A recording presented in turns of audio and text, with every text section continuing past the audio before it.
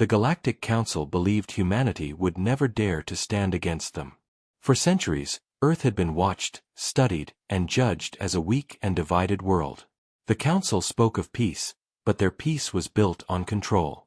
Planets that joined them were forced to give resources, soldiers, and loyalty. In return, they received protection from outside threats. But the truth was simple: there were no outside threats. The Council itself was the threat. Humanity was late to the stars. When Earth ships first left the solar system, the Council already ruled thousands of worlds. They welcomed humans with careful smiles, offering words of friendship. But those who looked deeper saw the chains hidden behind the gifts. Earth was told it would take centuries before it could have a seat in the Council. Centuries before humans could vote, decide, or shape the future. Until then, Earth must remain silent and obedient. Many humans accepted this. They thought survival was better than war. But not all. In hidden places, far from the Council's eyes, secret voices whispered, "What if humanity refused to bend? What if humanity dared?" It began with a meeting, unrecorded, deep under the oceans of Europa's icy moon. 12 humans sat around a round table. Some were generals, some scientists, some even smugglers. They argued for hours. Some said resistance was impossible. The Council had fleets of warships larger than cities. Others said it was better to die free than live as servants. In the end, they agreed on one thing: humanity must prepare. Quietly, patiently. They would smile to the Council in public, but in the shadows, they would build. Years passed. The Council believed Earth was loyal. They believed humans were harmless, too busy fighting each other to ever rise together. Reports from alien spies said the same: the humans are divided. They are not ready. And so, the Council looked away. But the humans had learned something important from their own history. Division could vanish when survival was at stake. Rivals became allies. Old enemies shared secrets. Hidden industries were built in asteroid fields where Council scanners could not see. New ships, new weapons, new ideas, things no one had ever dared to create before. Humanity was not only preparing to resist. They were preparing to win. The moment came quietly, almost by accident. On the Council homeworld, a minor alien race asked for help. Their planet was dying, stripped of life by Council mining. They begged for mercy. The Council refused. When humans saw the footage, something changed. Across Earth and the colonies, people felt the same fire. Enough was enough. The whispers grew louder. Humanity would no longer wait centuries for permission. Humanity would no longer kneel. But the first strike had to be perfect. If they failed, Earth would be burned, its people scattered among the stars as slaves. A ship named Indomitable was chosen. It carried no flags, no markings, only shadows. Its mission: to destroy a Council outpost at the edge of controlled space. The crew was a mix of everything humanity had: soldiers, hackers, engineers, even a poet who believed stories could be as powerful as weapons. Each of them knew the risk. Each of them knew they might never return. And yet, when the captain asked if anyone wished to step back, no one moved. The ship left silently, hidden by the black of space. The Council never noticed. Not at first. But as Indomitable crossed the dark void, strange signals began to appear. Alien warnings. Unknown messages. Someone, or something, knew what they carried. Inside the ship, the crew sat in silence as the stars drifted past. Every man and woman felt the same weight. This was more than a mission. This was the moment humanity would either rise or fall. And in the dark, a single thought burned in their minds. The Council thought humanity would never dare. They were wrong. The Indomitable moved through the void like a shadow. No beacon, no signal, no trace for the Council to follow. Its engines were wrapped in silence fields stolen from black markets. Its weapons were hidden inside false cargo containers.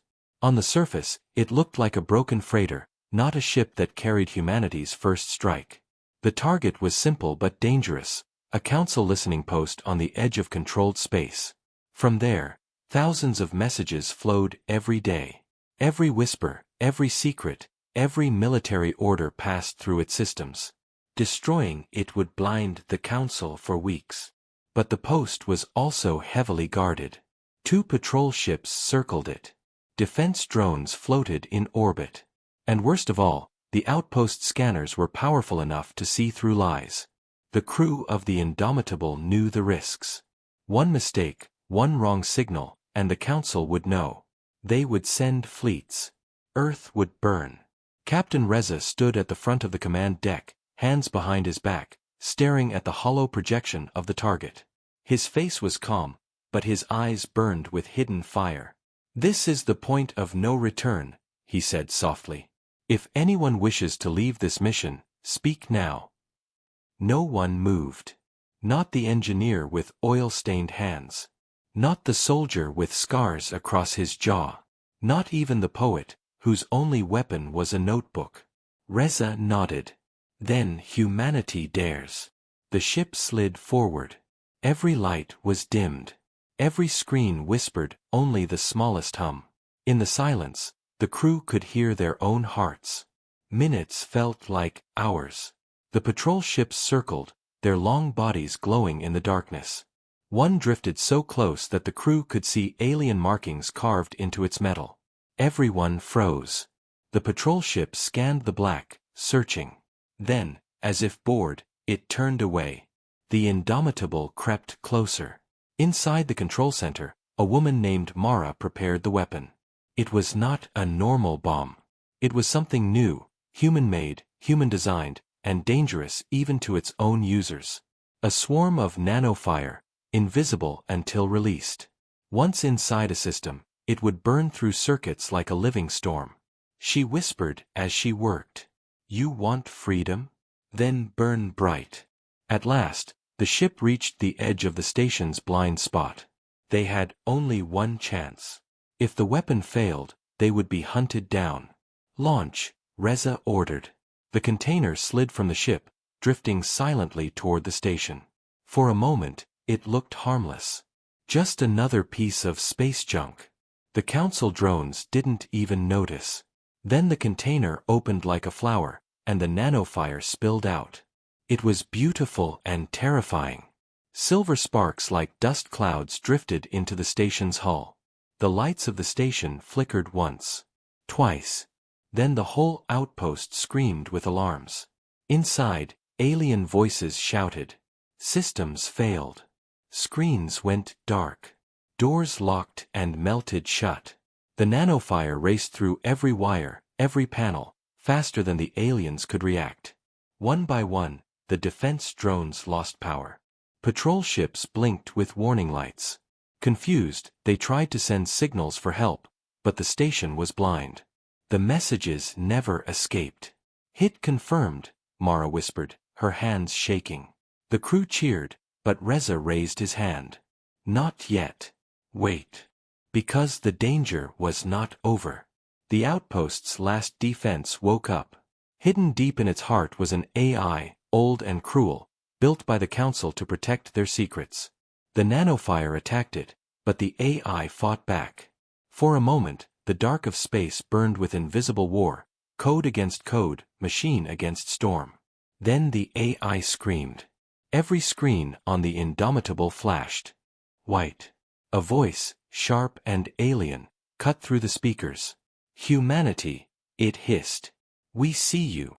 The crew froze. Mara's face turned pale. The AI was dying, but it had recognized them. And before it burned away, it sent a single message into the stars. A warning. A name. Earth. The outpost collapsed in silence, drifting like a broken shell. The patrol ships, blind and powerless, floated away. The crew of the Indomitable stared at the wreckage. They had done it. The first strike was complete. But in the silence, every heart knew the truth. The Council now knew. Humanity had dared. And war was coming. The message from the dying AI reached the Galactic Council in less than an hour. One word repeated again and again. Earth. In the council's grand chamber, 1,000 alien voices filled the air. The chamber itself was a vast dome of glass and steel, floating above a golden sea. Every race of the galaxy sent their rulers here. Their shapes were strange, some with wings, some with scales, some with faces like shifting smoke. They spoke in anger, fear, and disbelief. The humans dared, hissed a Siraki elder, its long body coiled like a serpent. They are primitives, said a tall insectoid, its voice clicking. They should not even touch the stars. They destroyed a council station, boomed another. That is not primitive. That is dangerous. The high speaker of the council, a being of light wrapped in flowing robes, raised one glowing hand. The voices fell silent. Its eyes burned brighter than suns as it spoke. The humans have crossed the line. They have rejected the order of the galaxy. They have spit on peace. There can be only one answer. A low murmur filled the chamber. Everyone already knew the answer. Extermination, the high speaker said. The word echoed through the hall. Some races nodded in agreement. Others hesitated. They are only one world, whispered a small, shadowed figure. Why waste fleets? Crush them quietly, before others notice. No, hissed the Siraki elder. If they dared today, others will dare tomorrow. We must make an example. We must show the galaxy that rebellion is death. 4 hours, they argued. Some wanted a single strike, fast and merciless. Others wanted to enslave humanity, to tear them apart slowly. But in the end, the decision was clear. A fleet would be sent. The largest humanity had ever seen. Ships the size of cities. Weapons that could shatter moons. Armies of machines and beasts bred for war. The high speaker spread its hands wide. In 7 cycles, the fleets will gather. And Earth will be ashes. The chamber roared with approval. But far away, on a hidden satellite orbiting a cold star, humans were already listening. A figure named Elias Kane leaned back in his chair, staring at the intercepted transmission. His hair was gray, his body thin, but his eyes were sharp with fire.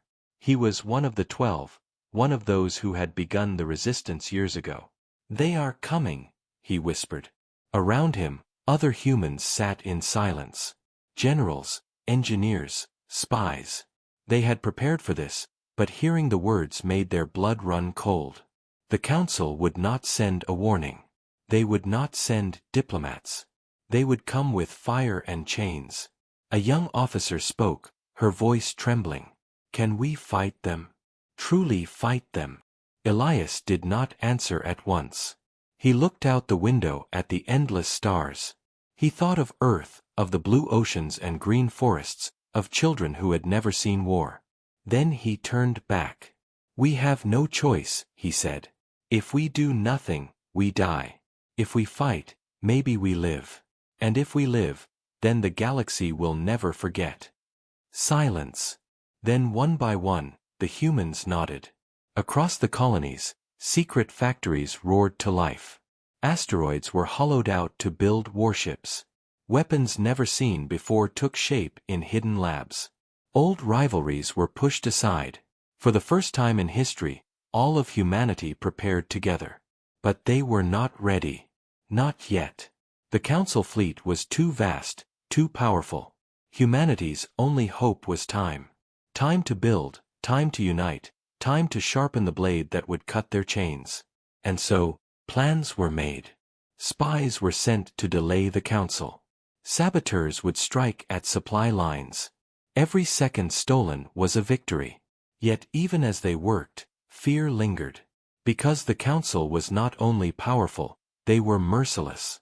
Entire races had vanished under their rule. Planets turned to dust. Civilizations erased from memory. And now, the council's gaze was fixed on Earth.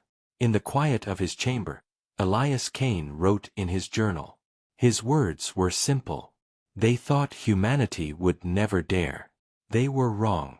But daring is not enough. We must survive. Far away, in the Council's gathering fleets, engines ignited. Stars trembled as thousands of warships moved into formation.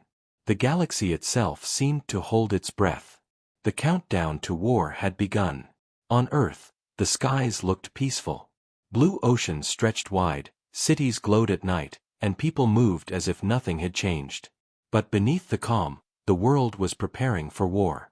In underground bases, deep under mountains and deserts, workers built weapons no one outside Earth had ever seen. Huge cannons powered by magnetic storms. Stealth ships painted with materials that swallowed light. Drones small as insects, able to slip inside enemy machines and tear them apart. Factories worked day and night. The sound of machines was like a heartbeat, steady and endless. Every piece of metal, every drop of fuel, every line of code was for survival. Humanity had no second chance. In the training fields, soldiers marched in silence. Men and women from every nation stood together, no longer divided by flags. Old enemies trained side by side. A soldier from Africa passed ammo to a soldier from Europe. A pilot from Asia learned tactics from a veteran of South America. For the first time, Earth was one army. Above them, in orbit, the first human war fleet gathered. The ships were smaller than the Council's giants, but they were fast, sharp, and built with human creativity. No two ships were the same. Some carried railguns, some carried missiles, some carried weapons no alien had ever faced before. They did not look like a polished fleet. They looked like hunters waiting in the dark. But there was fear too. Everyone knew the Council was stronger. Everyone knew the fleet they faced could crush planets. In the hidden command center, Elias Kane studied reports. He read of spies sent into Council space. One group had destroyed a fuel station, delaying the fleet by 3 days. Another had stolen blueprints of alien weapons. But the price was heavy. Half the spies never returned. Still, every delay mattered. Every stolen hour gave Earth more time to prepare. Beside him stood Captain Reza, returned from the Indomitable.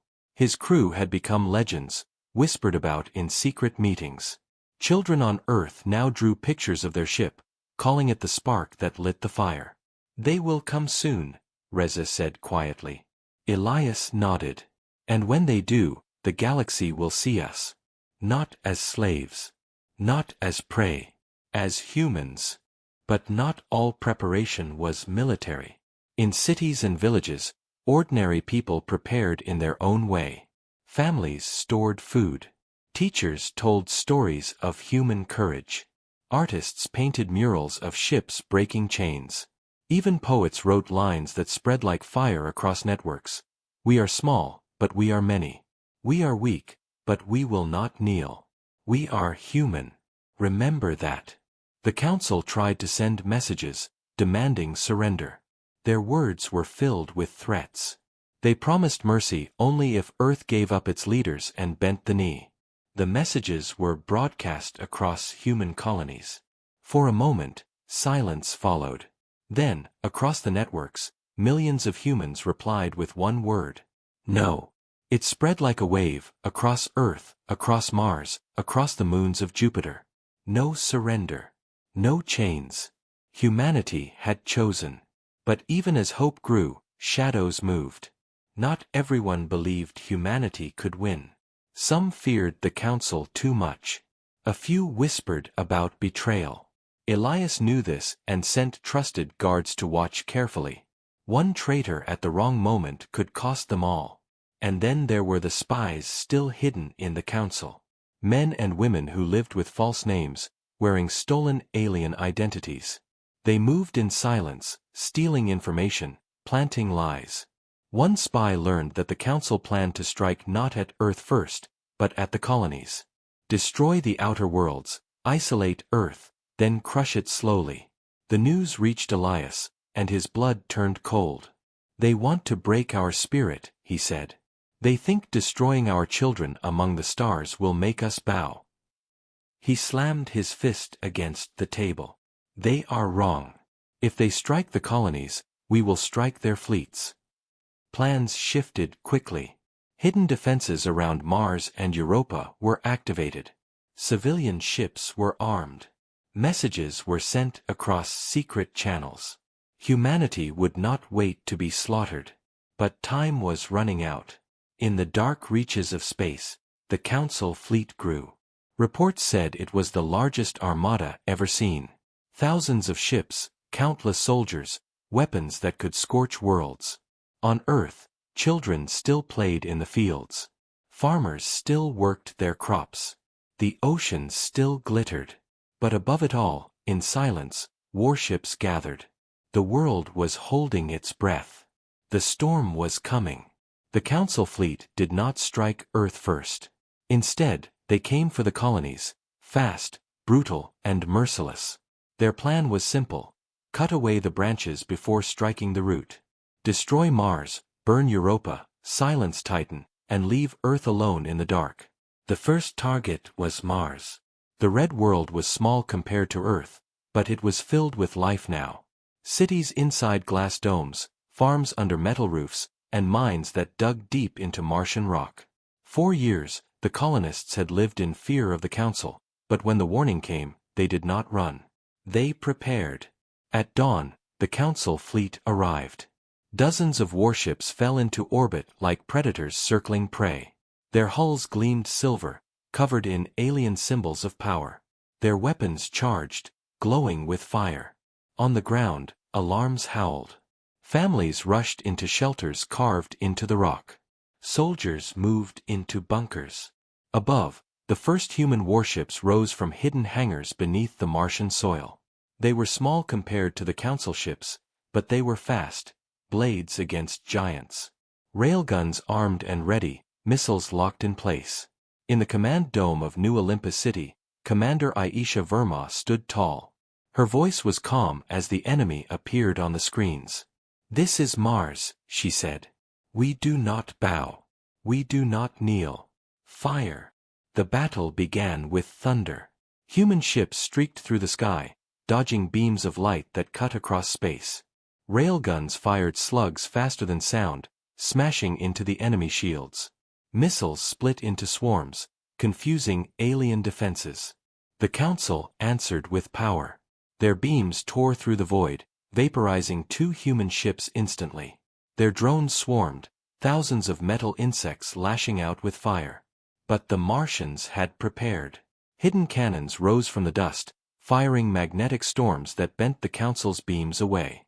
From deep tunnels, swarms of drones lifted off, tiny machines, no larger than birds, but armed with stingers of plasma. They darted into the enemy fleet, vanishing into vents and cracks, exploding inside. One by one, Council warships staggered. Shields flickered. Engines burned. A giant cruiser shook as fire erupted from its belly. Still, the Council pressed forward.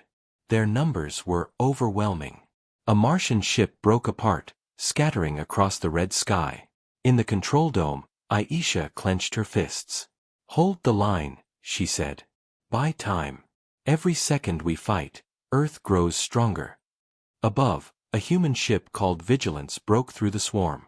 Its captain, an old miner turned soldier, rammed straight into a Council destroyer.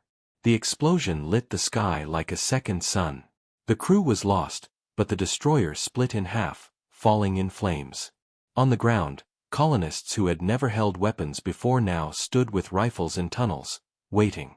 If the Council landed troops, they would fight them face to face.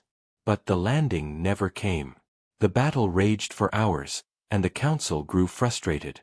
Humanity was not breaking. Humanity was not kneeling.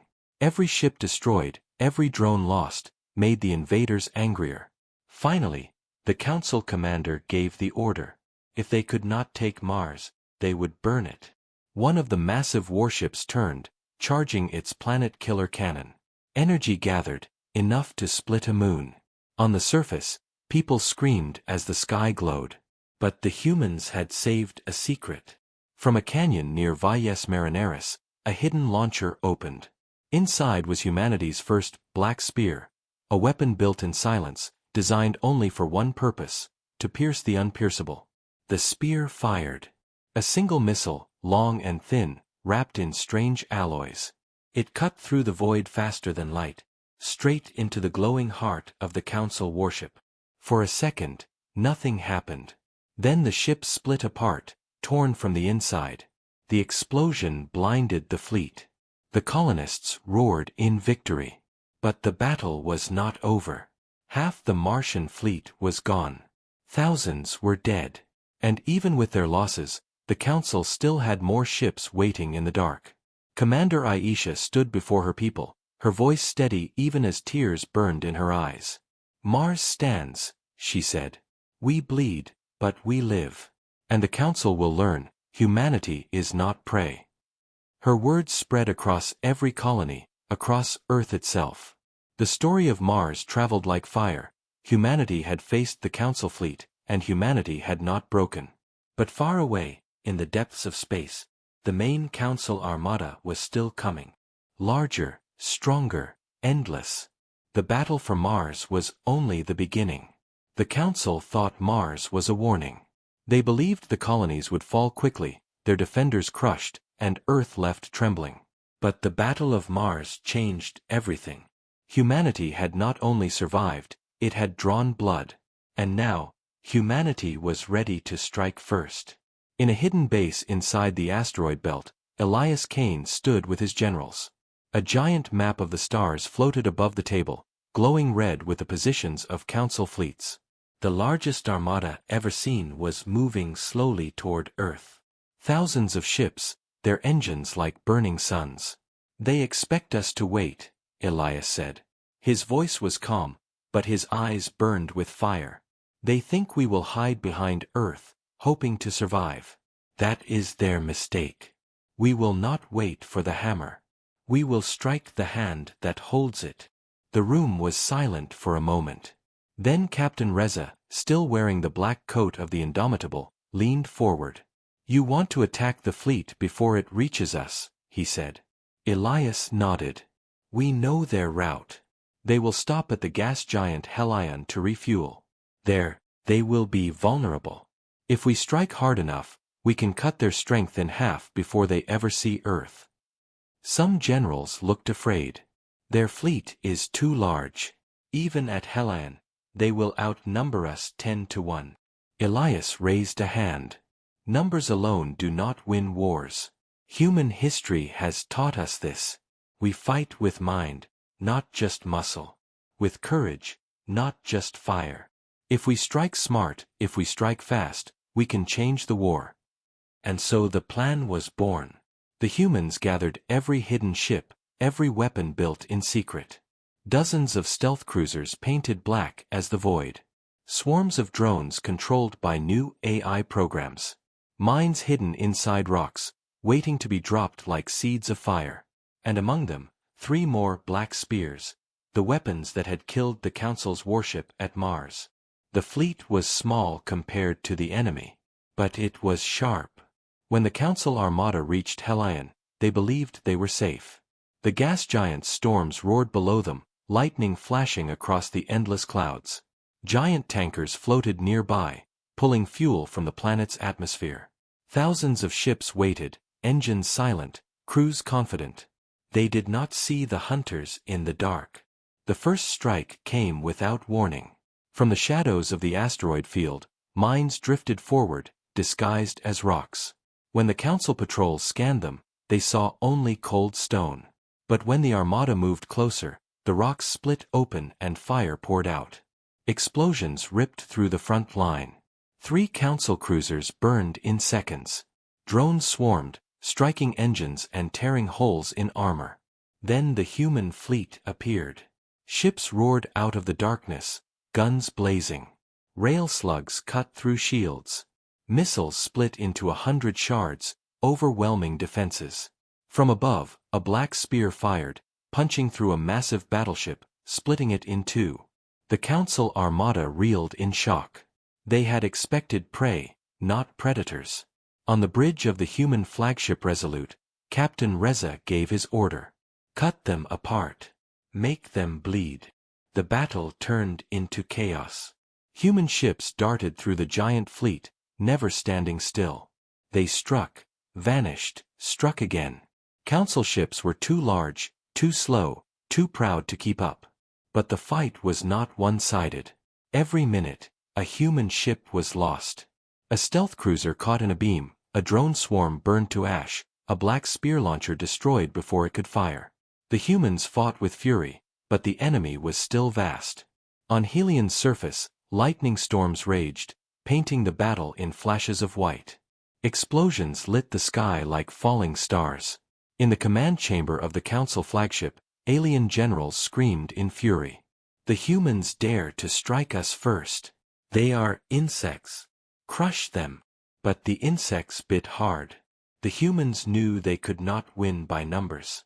Their goal was not to destroy the fleet, it was to break it. To show the galaxy that the Council was not invincible. At the height of the battle, Elias Kane himself gave the final order from his hidden station. Detonate the Hellion mines. Across the orbit of the gas giant, massive charges hidden inside hollow asteroids exploded. The shockwave tore through dozens of Council ships, scattering the fleet. Engines failed. Formations collapsed. The human fleet pulled back, vanishing once again into the black.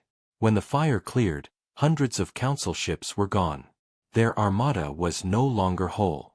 They had been struck in the heart, and the galaxy had seen it. For the first time in history, the Council fleet had been ambushed and beaten. On Earth, when the news spread, people cheered in the streets. In the colonies, children sang songs of the hunters in the dark. Humanity had struck first. Humanity had dared. But in the silence of his chamber, Elias Kane wrote again in his journal. We bleed, they bleed. But the storm is not over. The Council will come again, and they will come angry. The true war has not yet begun. And above Hellion, the broken pieces of the Council fleet drifted like ghosts, a warning to the galaxy. Humanity was no longer prey. The Council reeled from the ambush at Hellion.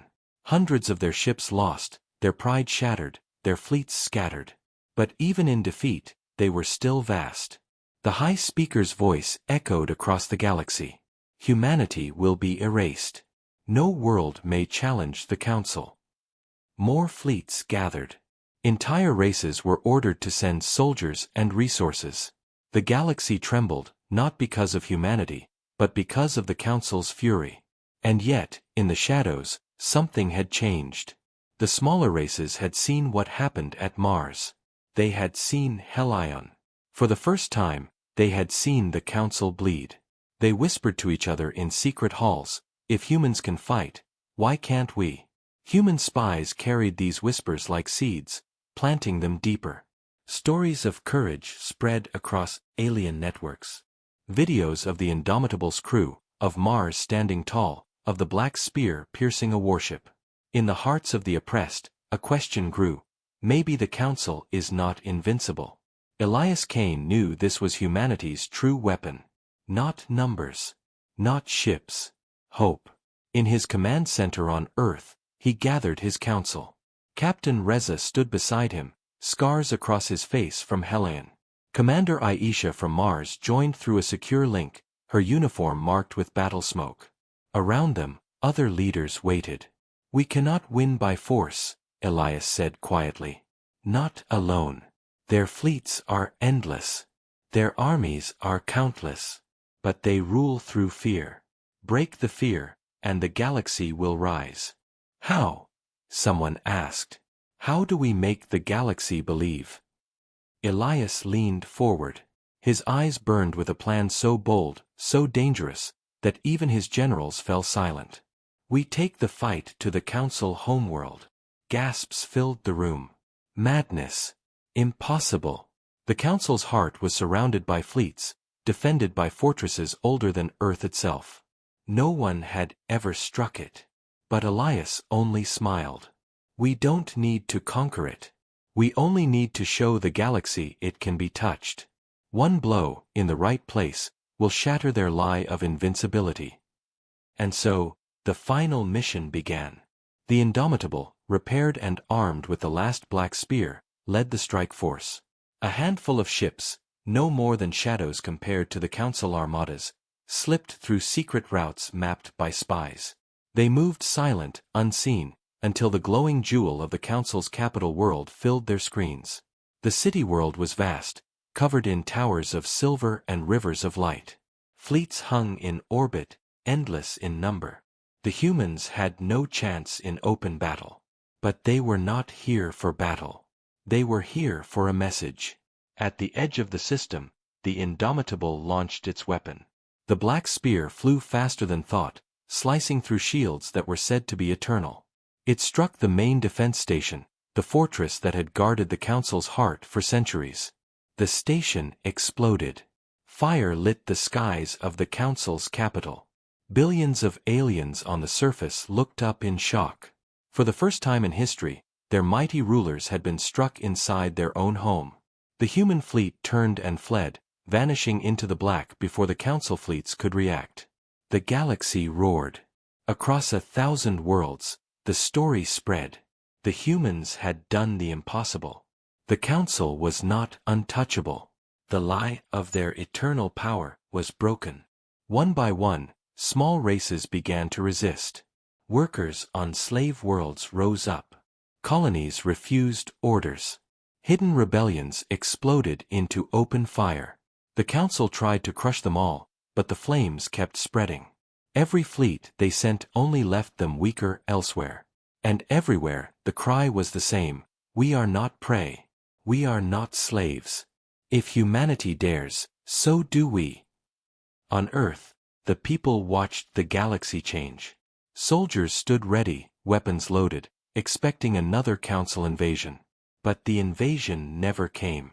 The Council was too busy fighting rebellions, too busy putting out fires across its empire. Elias Kane wrote in his journal one last time. They thought humanity would never dare. We dared. They thought we would fight alone. We did not. The galaxy has seen the truth. Power is not eternal, fear is not forever. We may bleed, but we do not kneel. We are human. And we have changed everything. Years later, when the Council finally fell, historians would say it began with a single human whisper, a single ship in the dark, and a single decision: to dare. And across the stars, every free world remembered the words that had lit the fire. Humanity dared. Humanity stood. Humanity was the spark.